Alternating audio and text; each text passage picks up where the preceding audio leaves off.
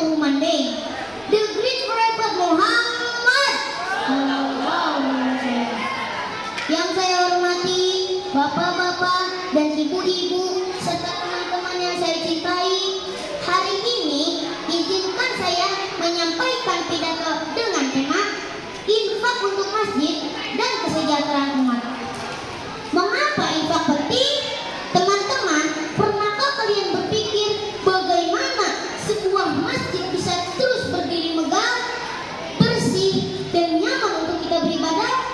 Semua itu tidak lepas dari infak yang diberikan oleh umat Islam. Infak adalah bentuk sumbangan sukarela dari harta kita untuk berbagai kebaikan, termasuk memelihara masjid dan membantu sesama. Dalam Al-Quran, Allah Subhanahu wa Ta'ala berfirman, A'udzu billahi minasyaitonir rajim.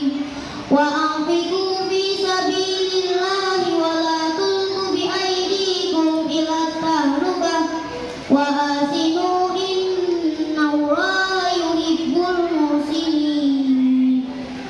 Artinya, berinfaklah di jalan Allah dan janganlah kamu menjatuhkan dirimu sendiri ke dalam kebinasaan. Berbuat baiklah, karena sesungguhnya Allah menyukai orang-orang yang berbuat baik. Ayat ini mengajarkan kita bahwa berinfak adalah bentuk kebaikan yang dicintai oleh Allah. Kepada siapa infak itu kita berikan? Di antaranya, 1. Infak untuk masjid. Masjid adalah rumah Allah, tempat kita beribadah, belajar agama, dan berkumpul untuk kebaikan.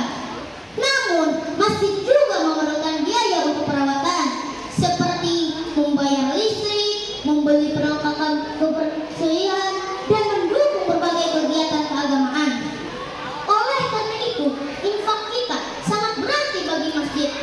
Dengan berinfak, kita membantu menjaga kenyamanan masjid.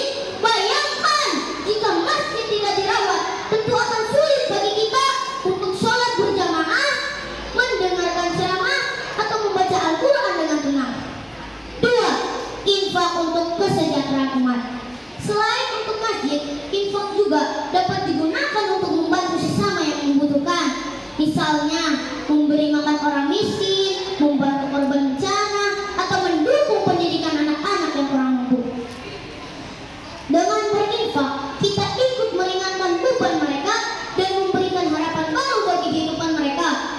Rasulullah SAW bersabda, "Ayyul mu'minin at'ama mu'minan ala ju'in at'amallahu yaumal qiyamati min shimalil jannah." Artinya, barang siapa yang memberi makan kepada orang yang lapar, Allah akan memberinya makan dari buah-buahan surga. Hadis ini menunjukkan bahwa betapa besar pahala yang Allah berikan kepada orang-orang yang berinfak untuk membantu sesama. Berinfak tidak harus menunggu kita menjadi kaya atau memiliki banyak uang. Rasulullah SAW mengajarkan bahwa berinfak walaupun dengan sedikit, asalkan ikhlas, tetapi bernilai besar di sisi Allah. Hadirin yang dirahmati Allah, bagaimana cara berinfak? 1. Menyisihkan uang jajan. Kita bisa menyisihkan sebagian uang jajan kita untuk dimasukkan ke kotak infak di masjid atau sekolah. 2. Berinfak rutin di masjid. Setiap kali kita sholat berjamaah di masjid, kita bisa menyumbangkan sedikit harta kita untuk infak. 3. Mendukung program sosial. Jika ada kegiatan penggalangan dana seperti korban bencana atau orang sakit, kita bisa ikut berpartisipasi.